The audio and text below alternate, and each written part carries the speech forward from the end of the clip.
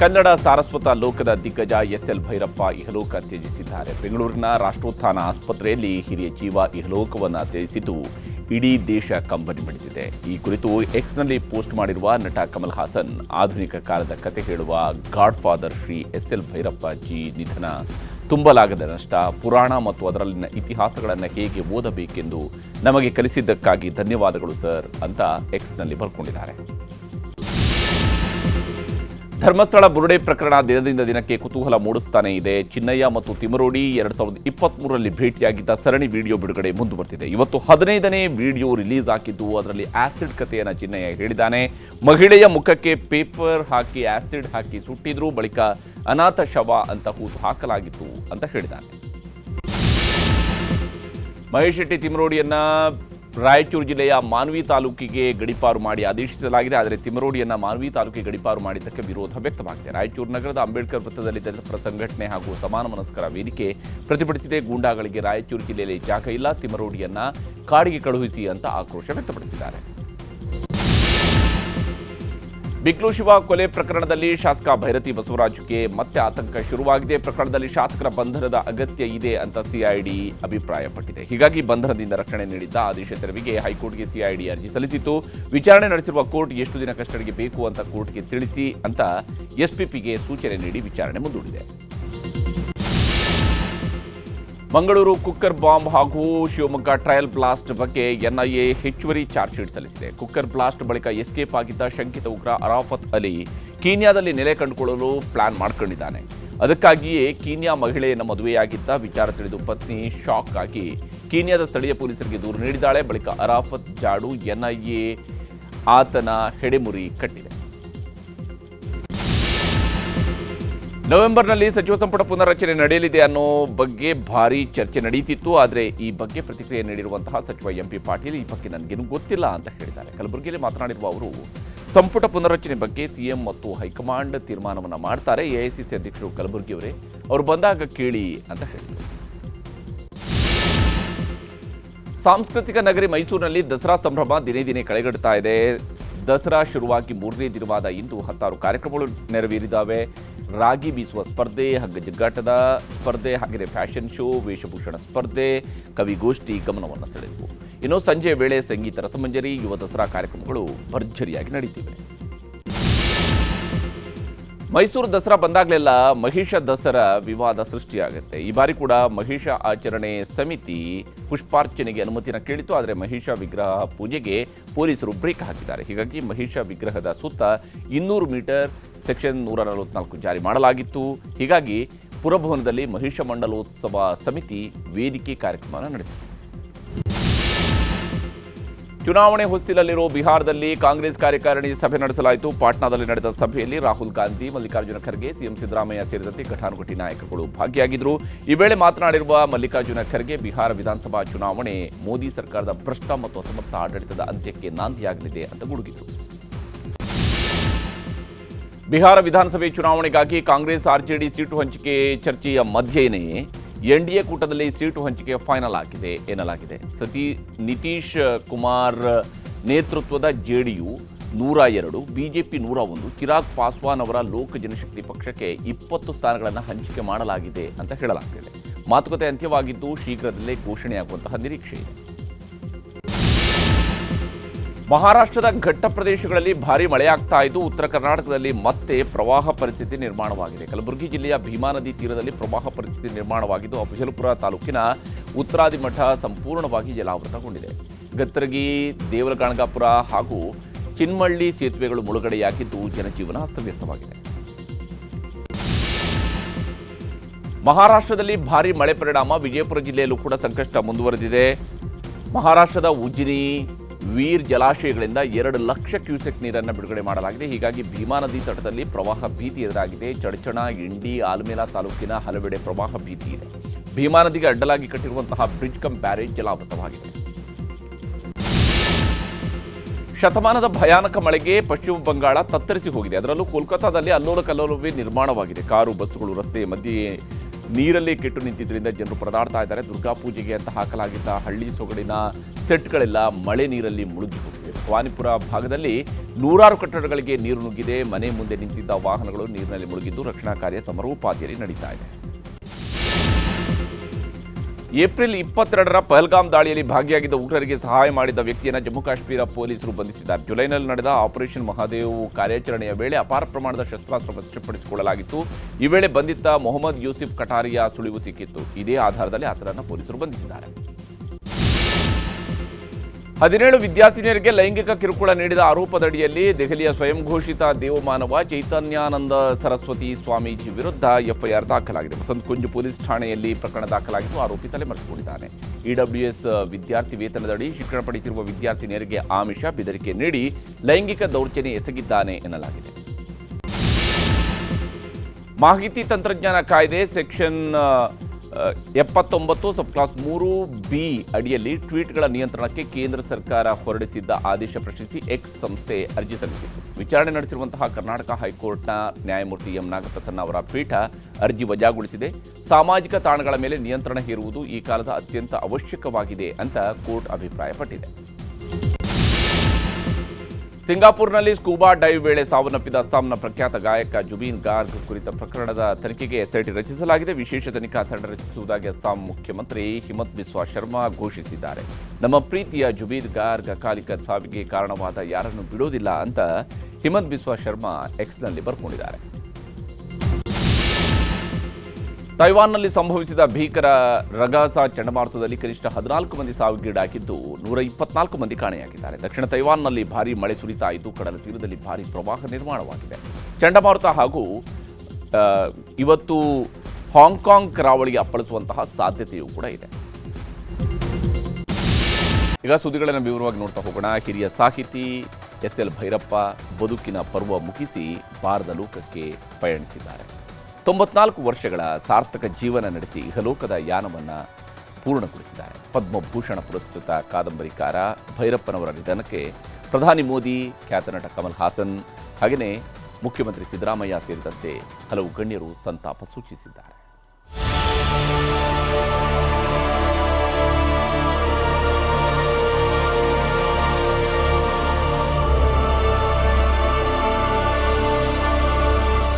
ಕಾದಂಬರಿಕಾರ, ಲೇಖಕ, ತತ್ವಶಾಸ್ತ್ರಗಾರ, ಇತಿಹಾಸಕಾರ, ಸಾಮಾಜಿಕ ಚಿಂತಕ, ಉಪನ್ಯಾಸಕ, ಕರುನಾಡು ಕಂಡ ಅಪ್ರತಿಮ ಸಾಹಿತ್ಯ ಲೋಕದ ಧ್ರುವತಾರೆ ಎಸ್ಎಲ್ ಭೈರಪ್ಪ ಇಹಲೋಕ ತ್ಯಜಿಸಿದ್ದಾರೆ.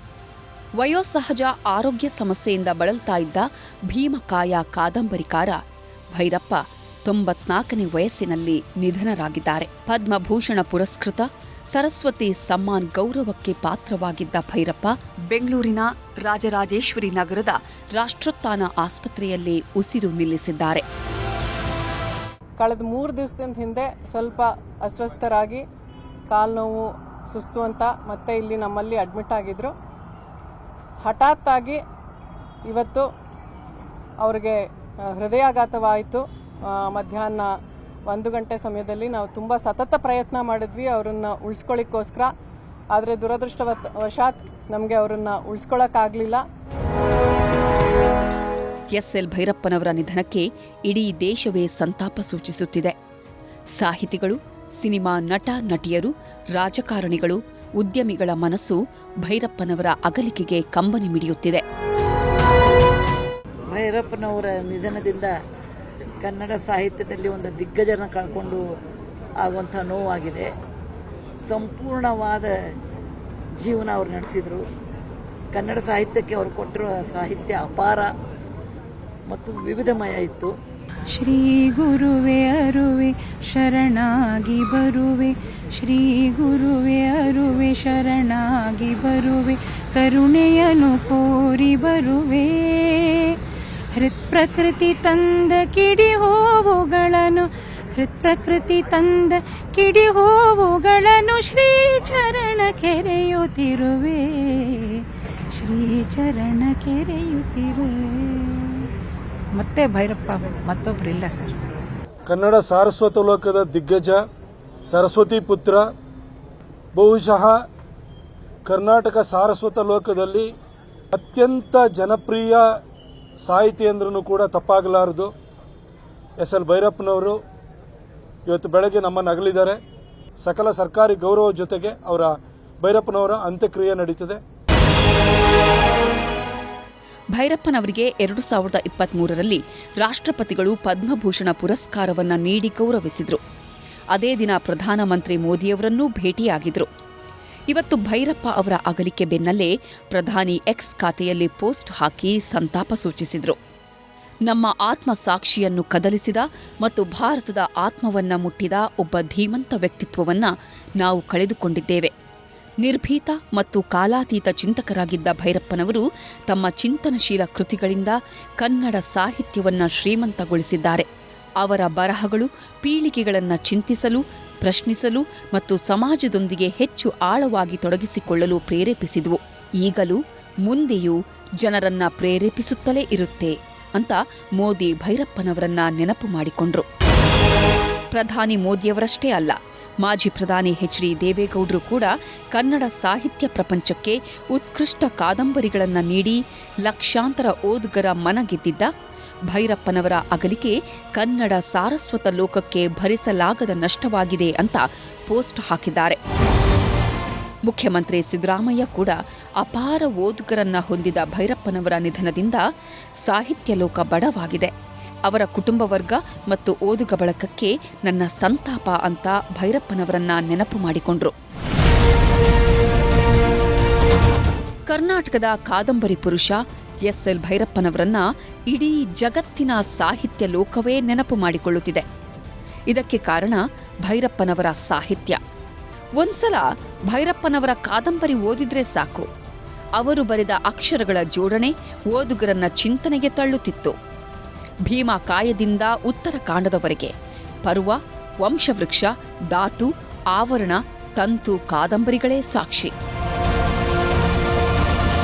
ನಮ್ಮೆಲ್ಲರಿಗೂ ಆದರಣೀಯರಾದ ಕಾದಂಬರಿ ಸಾರ್ವಭೌಮ ಡಾಕ್ಟರ್ ಎಸ್.ಎಲ್. ಭೈರಪ್ಪನವರು ಭೌತಿಕವಾಗಿ ಇಲ್ಲವಾಗಿದ್ದಾರೆ. ಅವರ ವ್ಯಕ್ತಿತ್ವ, ಅದಕ್ಕೂ ಮಿಗಿಲಾಗಿ ಅವರ ಕೃತಿತ್ವ ಶಾಶ್ವತವಾಗಿ ನಿಲ್ಲುವಂಥದ್ದು. ಭೈರಪ್ಪನವರ ಕಾದಂಬರಿಗಳು ಸಿನಿಮಾಗಳಾಗಿವೆ. ಬರೀ ಸಿನಿಮಾಗಳಾಗಿಲ್ಲ, ಆ ಸಿನಿಮಾಗಳು ದಾಖಲೆ ನಿರ್ಮಿಸಿವೆ.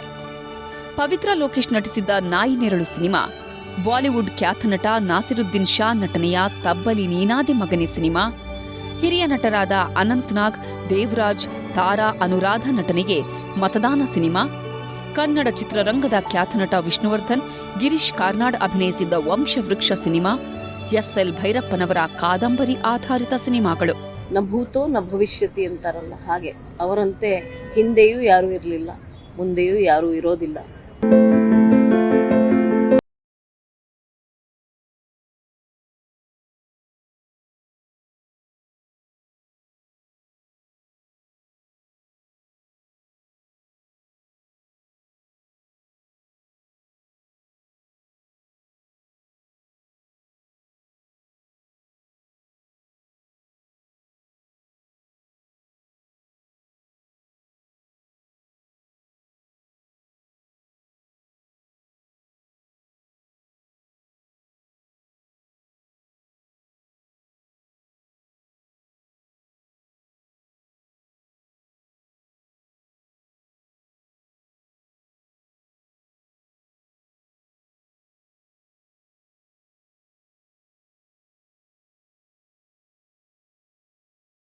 ಬೆಟ್ಟದ ತಪ್ಪಲಿನಲ್ಲಿ ಅಂತ್ಯಕ್ರಿಯೆ ನಡೆಯಲಿದೆ. Bureau report, news 18. ರಾಜ್ಯದಲ್ಲಿ ಹಿಂದುಳಿದ ವರ್ಗಗಳ ಆಯೋಗದ ಕಡೆಯಿಂದ ಸಾಮಾಜಿಕ ಶೈಕ್ಷಣಿಕ ಸಮೀಕ್ಷೆ ಶುರುವಾಗಿ 3 ದಿನ ಆಯಿತು. ಈ 3 ದಿವಸದಲ್ಲಿ ರಾಜ್ಯ ಸರ್ಕಾರ ಅಂದುಕೊಂಡಂತಹ ಮಟ್ಟದಲ್ಲಿನೇ ಒಂದು ವೇಳೆ ಸಮೀಕ್ಷೆ ನಡೆದಿದ್ದಿರ್ತಿದ್ರೆ ಹತ್ರ 30 ಲಕ್ಷದಷ್ಟು ಜನರ ಸಮೀಕ್ಷೆ ಮಾಡಬೇಕಾದಂತಹ ನಿರೀಕ್ಷೆ ಇತ್ತು. ಆದರೆ ಆಗಿರೋದು ಕೇವಲ 3,19,000 ಜನರ ಸಮೀಕ್ಷೆ ಮಾತ್ರ. ಇನ್ನೊಂದು ಕಡೆ ಜಾತಿ ಸಮೀಕ್ಷೆ ಬಗ್ಗೆ ಹೈಕೋರ್ಟ್ನಲ್ಲೂ ವಾದ ಪ್ರತಿವಾದಗಳು ನಡೆದಿತ್ತು. ಇದೆಲ್ಲದರ ಕಂಪ್ಲೀಟ್ ವರದಿಯನ್ನು ನಿಮಗೆ ತೋರಿಸ್ತೀವಿ.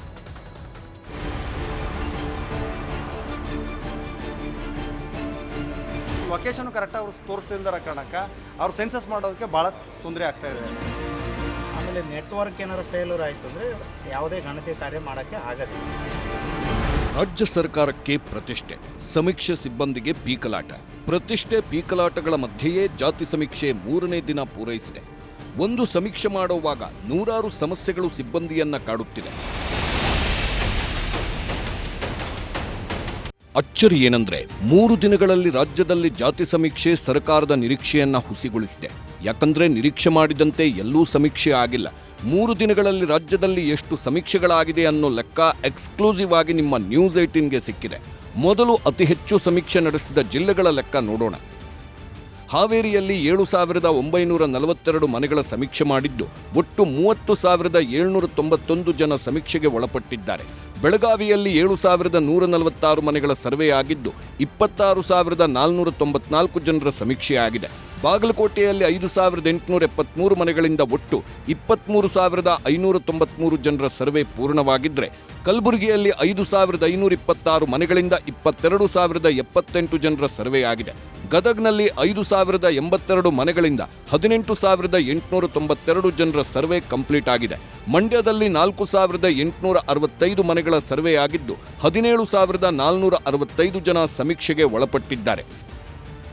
ಇನ್ನು ಅತಿ ಕಡಿಮೆ ಸಮೀಕ್ಷೆಗೆ ಒಳಪಟ್ಟ ಜಿಲ್ಲೆಗಳಲ್ಲಿ ಉಡುಪಿ ಮೊದಲ ಸ್ಥಾನದಲ್ಲಿದ್ದು ಬರೀ 283 ಮನೆ ಸಮೀಕ್ಷೆಯಾಗಿದ್ದು 1,173 ಜನರ ಲೆಕ್ಕ ಸಿಕ್ಕಿದೆ. 1.5 ಕೋಟಿ ಜನ ಇರುವ ಬೆಂಗಳೂರು ನಗರದಲ್ಲಿ ಬರೀ 338 ಮನೆಗಳ ಸರ್ವೆಯಾಗಿದ್ದು 1,168 ಜನರ ಸಮೀಕ್ಷೆ ಪೂರ್ಣವಾಗಿದೆ. ಬೆಂಗಳೂರು ಗ್ರಾಮಾಂತರದಲ್ಲಿ 620 ಮನೆಗಳಿಂದ 2,150 ಜನರ ಸರ್ವೆಯಾಗಿದೆ.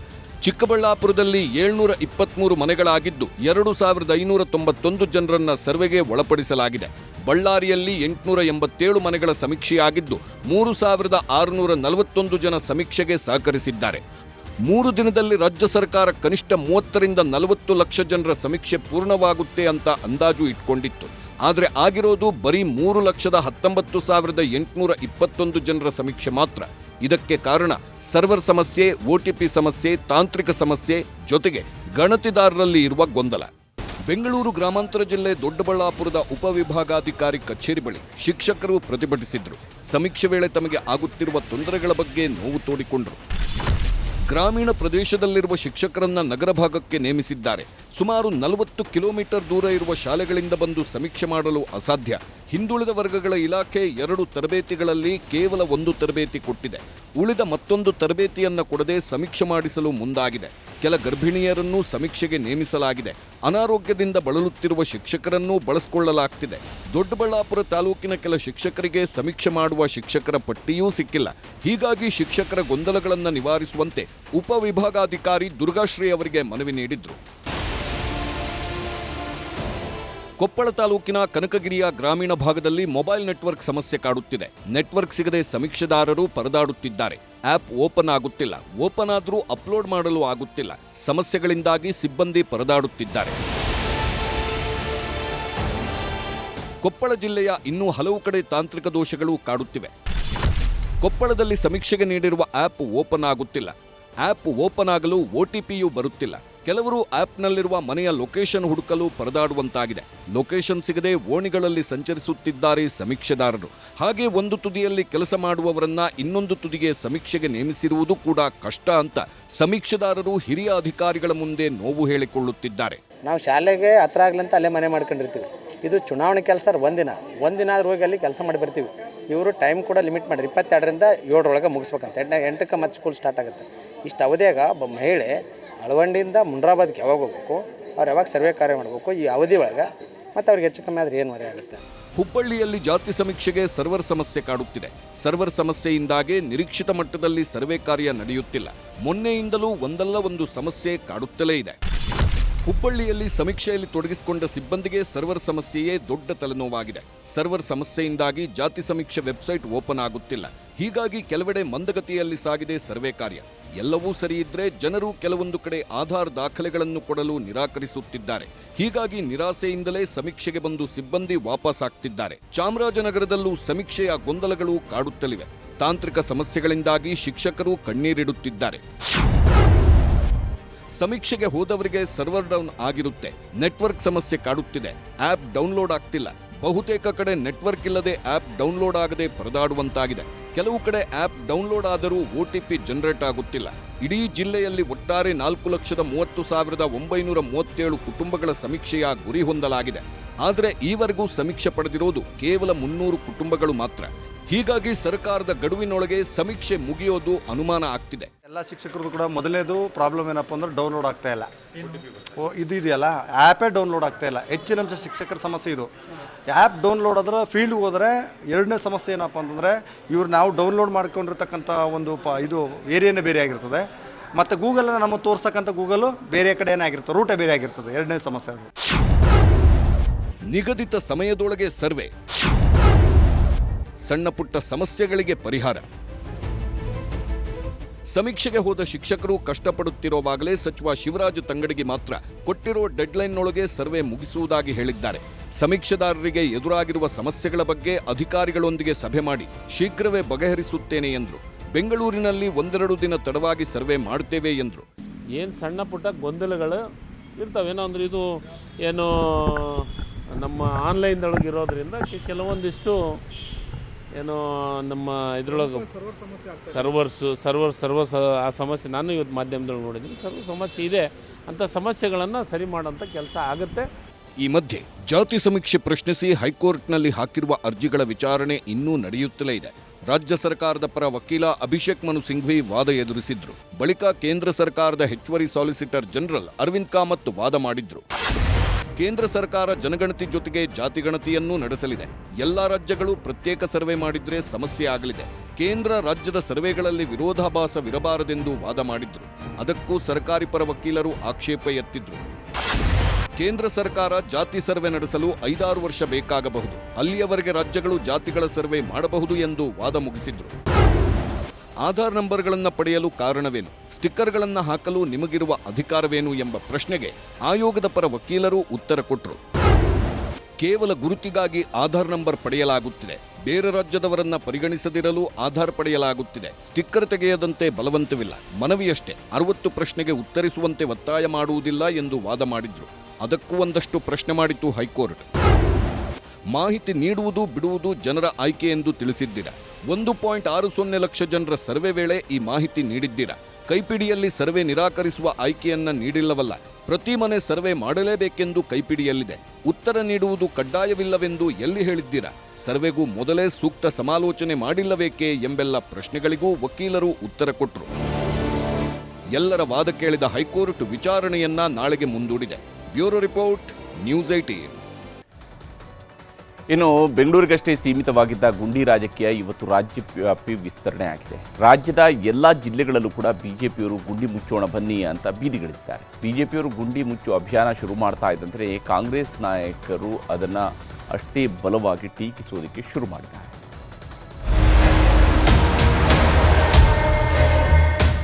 ನಾನು ಡೆಲ್ಲಿಗೆ ಹೋಗಿದ್ದೆ. ಡೆಲ್ಲಿ ಎಲ್ಲ ಒಂದು ರೌಂಡ್ ನೋಡಿದೆ. ಇದೆಲ್ಲ ಆದಮೇಲೆ ನೀವೆಲ್ಲ ನಿಮ್ಮ ರಿಪೋರ್ಟ್ ಹೇಳ್ಬಿಟ್ಟು ಅಲ್ಲೆಷ್ಟು ಗುಡ್ಡಿಗಳಿದೆ, ಪ್ರೈಮ್ ಮಿನಿಸ್ಟರ್ ಮನೆ ರೋಡಲ್ಲೇ ಎಷ್ಟಿದೆ ಅನ್ನೋದು ಕೂಡ ತಾವೆಲ್ಲ ನೋಡಬೇಕಾಗ್ತದೆ. ಒಂದು ಇಡೀ ದೇಶದಲ್ಲೇ ಇರೋಂಥ ಎಲ್ಲ ವ್ಯವಸ್ಥೆ. ನಿನ್ನೆಯವರೆಗೂ ಬಿಜೆಪಿ ನಾಯಕರು ಬೆಂಗಳೂರಿನ ಗುಂಡಿಗಳ ಬಗ್ಗೆ ಮಾಧ್ಯಮಗಳ ಮುಂದೆ ಮಾತ್ರ ಮಾತಾಡ್ತಿದ್ರು. ಆದ್ರೆ ಯಾವಾಗ ಬೆಂಗಳೂರು ಅಭಿವೃದ್ಧಿ ಸಚಿವ ಉಪಮುಖ್ಯಮಂತ್ರಿ ಡಿಕೆ ಶಿವಕುಮಾರ್ ಪ್ರೈಮ್ ಮಿನಿಸ್ಟರ್ ಮನೆ ಹತ್ರಾನೂ ಗುಂಡಿಗಳಿವೆ ಅದನ್ನು ನೋಡಬೇಕು ಅಂದ್ರೋ ಬಿಜೆಪಿಯವರ ಸಿಟ್ಟು ಸ್ಫೋಟವಾಯಿತು. ಅದಕ್ಕೆ ಇವತ್ತು ರಾಜ್ಯಾದ್ಯಂತ ಗುಂಡಿ ಮುಚ್ಚೋ ಅಭಿಯಾನ ನಡೆಸಿದ್ರು. ವಿರೋಧ ಪಕ್ಷದ ನಾಯಕ ಆರ್ ಅಶೋಕ್, ಶಾಸಕ ರವಿ ಸುಬ್ರಹ್ಮಣ್ಯ ಕಾಮಾಖ್ಯ ಥಿಯೇಟರ್ ಬಳಿಯ ರಸ್ತೆ ಗುಂಡಿಗಳಿಗೆ ಸಿಮೆಂಟ್ ಮಿಕ್ಸಿಂಗ್ ಸುರಿದು ಗುಂಡಿ ಮುಚ್ಚಿ ಪ್ರತಿಭಟಿಸಿದ್ರು. ರಾಜ್ಯ ಸರ್ಕಾರ ಪಾಪರ್ ಆಗಿದೆ, ಹಣ ಇಲ್ಲ, ನಾವೇ ಗುಂಡಿ ಮುಚ್ಚೋಣ ಅಂತೆಲ್ಲ ಗುಡುಗಿದ್ರು. ಫಸ್ಟ್ ನಿಮ್ಮದ್ ನೋಡ್ರಿ, ಅಧಿಕಾರ ಕೊಟ್ಟಿರೋದು ಜನ, ನೀ ಏನ್ ಮಾಡ್ತೀಯ ಅಂತ ಕೇಳಕ್ಕೆ ಜನ ಕೊಟ್ಟಿರೋದು. ನೀವು ಬಂಡತನವನ್ನ ತೋರಿಸ್ತಾ ಇದ್ದೀರಾ. ಸರ್ಕಾರ ನಿಮ್ಮ ಹತ್ರ ಹಣ ಇಲ್ಲ ಅಂತ ಹೇಳಿದ್ರೆ ಪಾಪರ್ ಆಗಿದ್ದೀರಿ ಅಂತ ಓಪನ್ ಆಗಿ ಡಿಕ್ಲೇರ್ ಮಾಡ್ಬಿಡಿ, ಪಾಪರ್ ಸರ್ಕಾರ ಇದು. ಚಿಕ್ಕಪೇಟೆಯಲ್ಲಿ ಸಂಸದ ಪಿಸಿ ಮೋಹನ್, ಮೇಲ್ಮನೆ ವಿಪಕ್ಷ ನಾಯಕ ಛಲವಾದಿ ನಾರಾಯಣಸ್ವಾಮಿ, ಸಪ್ತಗಿರಿ ಗೌಡ ಗುಂಡಿಗಳಿಗೆ ಸಿಮೆಂಟ್ ಹಾಕಿ ಮುಚ್ಚಿದ್ರು. ಸದಾಶಿವನಗರದ ಡಿಸಿಎಂ ಹಾಗೂ ಬೆಂಗಳೂರು ನಗರಾಭಿವೃದ್ಧಿ ಸಚಿವ ಡಿಕೆ ಶಿವಕುಮಾರ್ ಮನೆ ಹೋಗುವ ರಸ್ತೆಯಲ್ಲೂ ಗುಂಡಿಗಳನ್ನ ಮುಚ್ಚಿ ಸರ್ಕಾರದ ವಿರುದ್ಧ ಆಕ್ರೋಶ ವ್ಯಕ್ತಪಡಿಸಿದ್ರು. ಬೆಂಗಳೂರಷ್ಟೇ ಅಲ್ಲ, ರಾಜ್ಯದ ಹಲವು ಜಿಲ್ಲೆಗಳಲ್ಲೂ ಬಿಜೆಪಿಯವರು ಗುಂಡಿ ಮುಚ್ಚೋ ಮೂಲಕ ಸರ್ಕಾರದ ವಿರುದ್ಧ ಪ್ರತಿಭಟಿಸಿದ್ರು. ಶಿವಮೊಗ್ಗ ಅಶೋಕ ವೃತ್ತದಲ್ಲಿ ರಸ್ತೆ ತಡೆ ನಡೆಸಿ ಗುಂಡಿ ಮುಚ್ಚಿ ಪ್ರತಿಭಟಿಸಿದ್ರು. ಯಾದಗಿರಿಯ ದೋರನಹಳ್ಳಿಯಲ್ಲಿ ರಸ್ತೆಯಲ್ಲದೆ ಧರಣಿ ಕುಳಿತು ಸರ್ಕಾರದ ವಿರುದ್ಧ ಧಿಕ್ಕಾರ ಕೂಗಿದ್ರು. ರಸ್ತೆ ಗುಂಡಿಯಲ್ಲಿ ಸಿಎಂ ಸಿದ್ದರಾಮಯ್ಯ ಡಿಸಿಎಂ ಭಾವಚಿತ್ರದ ಬ್ಯಾನರ್ ಹಿಡಿದು ಪ್ರತಿಭಟನೆ ಮಾಡಲಾಯಿತು. ಹಾವೇರಿಯ ಜೆಎಚ್ ಪಾಟೀಲ್ ಸರ್ಕಲ್ನಲ್ಲಿ ಬಿಜೆಪಿ ಪ್ರತಿಭಟನೆ ನಡೆಸಿದೆ. ರಸ್ತೆ ಗುಂಡಿ ಮುಚ್ಚಿದ ಬಿಜೆಪಿ ಕಾರ್ಯಕರ್ತರು ಸಿಎಂ ಡಿಸಿಎಂ ಸರ್ಕಾರದ ವಿರುದ್ಧ ಕಿಡಿಕಾರಿದ್ರು. ಗದಗದಲ್ಲಿ ರಸ್ತೆ ಗುಂಡಿಯಲ್ಲಿ ಗಿಡ ನೆಟ್ಟು ಗಿಡಕ್ಕೆ ಹೂವಿನ ಸಿಂಗಾರ ಪೂಜೆ ಮಾಡಿ ಆಕ್ರೋಶ ವ್ಯಕ್ತಪಡಿಸಿದ್ರು. ಭೀಷ್ಮ ಕೆರೆಯ ಬನ್ನಿಕಟ್ಟಿ ಬಳಿ ರಾಜ್ಯ ಹೆದ್ದಾರಿ ತಡೆದ ಪ್ರತಿಭಟನಾಕಾರರು ಆಕ್ರೋಶ ವ್ಯಕ್ತಪಡಿಸಿದ್ರು. ಕೊಪ್ಪಳದ ಗಂಗಾವತಿಯಲ್ಲಿ ಬಿಜೆಪಿ ಮಾಜಿ ಶಾಸಕ ಪರಣ್ಣ ಮುನವಳ್ಳಿ ನೇತೃತ್ವದಲ್ಲಿ ಪ್ರತಿಭಟನೆ ನಡೆಯಿತು. ಮಾಜಿ ಸಂಸದ ಶಿವರಾಮೇಗೌಡ ಸೇರಿದಂತೆ ಅನೇಕರು ಪ್ರತಿಭಟನೆಯಲ್ಲಿ ಭಾಗಿಯಾಗಿದ್ರು. ಬಿಜೆಪಿಯವರು ಗುಂಡಿ ಮುಚ್ಚಿ ಅಂತಿದ್ರೆ 4 ವರ್ಷದ ಅಧಿಕಾರದಲ್ಲಿದ್ದಾಗ ಏನ್ ಮಾಡ್ತಿದ್ರು ಅನ್ನೋದು ಕಾಂಗ್ರೆಸ್ನವರ ಪ್ರಶ್ನೆಯಾಗಿತ್ತು. ಅಕ್ರಮವಾಗಿ ಸರ್ಕಾರನ ರಚಿಸಿ 4 ವರ್ಷ ನೀವೇನು ಕಡ್ದು ಕಟ್ಟಿ ಹಾಕಿದ್ರಿ ಸರ್? 4 ವರ್ಷ ನೀವೇ ಇದ್ದಿತ್ತಾನೆ. ಬೆಂಗಳೂರು ನಿಮ್ಮ ಕಂಟ್ರೋಲಲ್ಲಿ ಇತ್ತು ಸಾನೆ. ವಿಜೇಂದ್ರಣ್ಣ ತಮ್ಮ ತಂದೆಯವರು ಮುಖ್ಯಮಂತ್ರಿ ಆಗಿದ್ರಲ್ಲಣ್ಣ, ಆವಾಗಲ ಗುಂಡಿಗಳ ಮೇಲೆ ಪ್ರೀತಿ ಇರಲಿಲ್ವಾ ಏನು ನಿಮಗೆ? ಬಿಜೆಪಿಯವರು ಪ್ರತಿಭಟನೆ ಜೊತೆಗೆ ಸಾಮಾಜಿಕ ಜಾಲತಾಣಗಳಲ್ಲೂ ಗುಂಡಿ ಸರ್ಕಾರ ಅಂತ ವೈರಲ್ ಮಾಡ್ತಿದ್ದಾರೆ. ಮಿಸ್ಟರ್ ಬ್ಯಾಡ್ ಬೆಂಗಳೂರು ಪಿತಾಮಹ ಡಿಕೆ ಶಿವಕುಮಾರ್ ಅವರೇ, ನೀವು ಓಡಾಡೋ ರಸ್ತೆಗೆ ಟಾರ್ ಹಾಕಿದ್ರೆ ಸಾಲಲ್ಲ, ರಾಜಧಾನಿ ರಸ್ತೆಗೂ ಟಾರ್ ಹಾಕೋದ್ ಯಾವಾಗ ಅಂತ ಪ್ರಶ್ನೆ ಮಾಡಿದ್ದಾರೆ. ಬೆಂಗಳೂರು ಜಗತ್ತಿನ ಐಟಿ ಹಬ್ ಆಗಿದೆ, ಆದರೆ ಕಾಂಗ್ರೆಸ್ ಸರ್ಕಾರ ರಸ್ತೆ ಗುಂಡಿ ಹಬ್ ಮಾಡಿದೆ ಅಂತ ಪೋಸ್ಟ್ ಹಾಕಿದೆ. ರಸ್ತೆ ಗುಂಡಿಗಳನ್ನ ಮುಚ್ಚಲು ಯೋಗ್ಯತೆ ಇಲ್ಲದ ಸರ್ಕಾರ ಅಂತ ಹೀಯಾಳಿಸಿದೆ. Bureau report, news 18. ಇನ್ನು ಲಡಾಖ್ಗೆ ರಾಜ್ಯದ ಸ್ಥಾನಮಾನ ಪುನಃಸ್ಥಾಪಿಸಬೇಕು ಅಂತ ಇಷ್ಟು ದಿವಸ ಬಹಳ ಶಾಂತಿಯುತವಾದಂಥ ಹೋರಾಟಗಳು ನಡೀತಾ ಇದ್ವು. ಆದರೆ ಇವತ್ತು ನೇಪಾಳದ ಮಾದರಿಯಲ್ಲಿ ಲಡಾಖ್ನಲ್ಲೂ ದೊಡ್ಡ ಘರ್ಷಣೆ ನಡೆದಿದೆ. 4 ಗುಂಡೇಟಿಗೆ ಬಲಿಯಾಗಿದ್ದು 30 ಜನ ಆಸ್ಪತ್ರೆ ಸೇರಿದ್ದಾರೆ.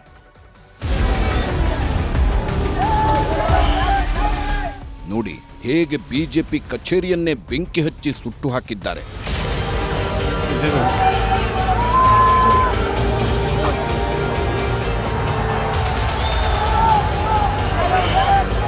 ಇಲ್ಲಿ ನೋಡಿ, ಪೊಲೀಸ್ ವಾಹನಗಳು, ಸಿಆರ್ಪಿಎಫ್ ವ್ಯಾನ್ಗಳು, ಬಿಜೆಪಿ ಕಚೇರಿಯಲ್ಲಿ ನಿಂತಿದ್ದ ಕಾರುಗಳು ಹೇಗೆ ಹೊತ್ತಿ ಉರಿಯುತ್ತಿವೆ.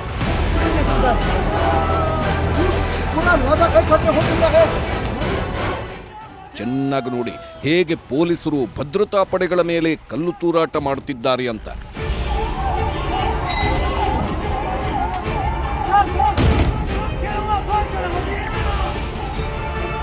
ಥೇಟ್ ನೇಪಾಳದಲ್ಲಿ ನಡೆದ ಜನರೇಷನ್ ಗ್ರೂಪ್ ಯುವಕರ ಮಾದರಿಯಲ್ಲೇ ಇವತ್ತು ಭಾರತದ ಕೇಂದ್ರಾಡಳಿತ ಪ್ರದೇಶವಾದ ಲಡಾಖ್ನ ಲೇಹ್ ಪಟ್ಟಣದಲ್ಲಿ ನಡೆದ ಘರ್ಷಣೆಯ ದೃಶ್ಯಗಳಿವು. ಪ್ರತಿಭಟನಾಕಾರರು ಮತ್ತು ಭದ್ರತಾ ಸಿಬ್ಬಂದಿ ನಡುವಿನ ತೀವ್ರ ಘರ್ಷಣೆಯಲ್ಲಿ ಪೊಲೀಸರು ಪ್ರತಿಭಟನೆ ಹತ್ತಿಕ್ಕಲು ಬಂದೂಕುಗಳಿಂದ ಹಾರಿಸಿದ ಗುಂಡು 4ರನ್ನ ಬಲಿ ಪಡೆದಿದೆ. 30ಕ್ಕೂ ಹೆಚ್ಚು ಜನರಿಗೆ ಗಾಯವಾಗಿದೆ.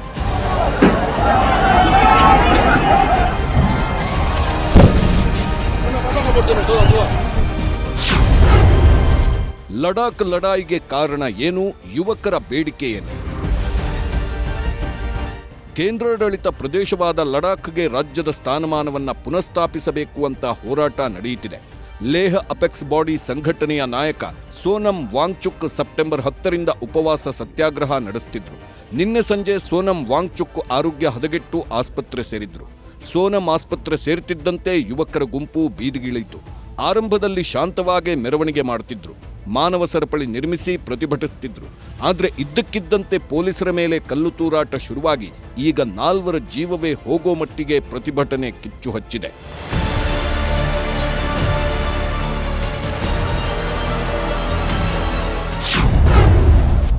ಸಾವಿನ ಹೋರಾಟದ ಮಧ್ಯೆಯೂ ರಾಜಕೀಯ. ಲಡಾಖ್ನಲ್ಲಿ ಆಗ್ತಿರೋ ಗಲಭೆಗೆ ಕಾಂಗ್ರೆಸ್ ಕಾರಣ ಅಂತ ಬಿಜೆಪಿಯ ಅಮಿತ್ ಮಾಳವಿಯಾ ಎಕ್ಸ್ನಲ್ಲಿ ಪೋಸ್ಟ್ ಹಾಕಿದ್ದಾರೆ. ಲಡಾಖ್ನಲ್ಲಿ ಗಲಭೆ ನಡೆಸುತ್ತಿರುವ ಈ ವ್ಯಕ್ತಿ ಅಪ್ಪರ್ ಲೇಹ್ ವಾರ್ಡ್ನ ಕಾಂಗ್ರೆಸ್ ಕೌನ್ಸಿಲರ್ ಫಂಡ್ಸಾಗ್ ಸೆಪಾಗ್ ಅನ್ನೋ ವ್ಯಕ್ತಿ ಅಂತ ಆತನ ಫೋಟೋ ವಿಡಿಯೋಗಳನ್ನು ಬಿಜೆಪಿಯ ಅಮಿತ್ ಮಾಳವಿಯಾ ಹಂಚಿಕೊಂಡಿದ್ದಾರೆ. ರಾಹುಲ್ ಗಾಂಧಿ ಅವರೇ ಜೆನ್ಜಿ ಮಾದರಿಯಲ್ಲಿ ಸಂವಿಧಾನದ ಉಳಿವಿಗೆ ಯುವಕರು ಹೋರಾಡಬೇಕು ಅಂದಿದ್ರಲ್ಲ, ಇದೇ ರೀತಿಯ ಅಶಾಂತಿಯ ಬಗ್ಗೆ ಕನಸು ಕಾಣುತ್ತಿದ್ದಾರೆಯೇ ಅಂತಾನು ಪ್ರಶ್ನೆ ಮಾಡಿದ್ದಾರೆ. ಸದ್ಯಕ್ಕೆ ಲಡಾಖ್ನಲ್ಲಿ ಸೆಕ್ಷನ್ 163 ಹೇರಲಾಗಿದ್ದು 5 ಜನರಿಗಿಂತ ಹೆಚ್ಚು ಜನರು ಯಾವುದೇ ಸಭೆ ಸೇರುವುದನ್ನು ನಿಷೇಧಿಸಲಾಗಿದೆ.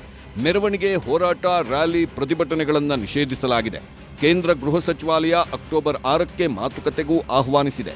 ಏನೇ ಆಗಲಿ, ಭಾರತದಲ್ಲೂ ನೇಪಾಳ ಮಾದರಿಯ ಗಲಭೆ ಆಗ್ತಿರೋದು ನಿಜಕ್ಕೂ ದುರಂತ. Bureau report, news 18.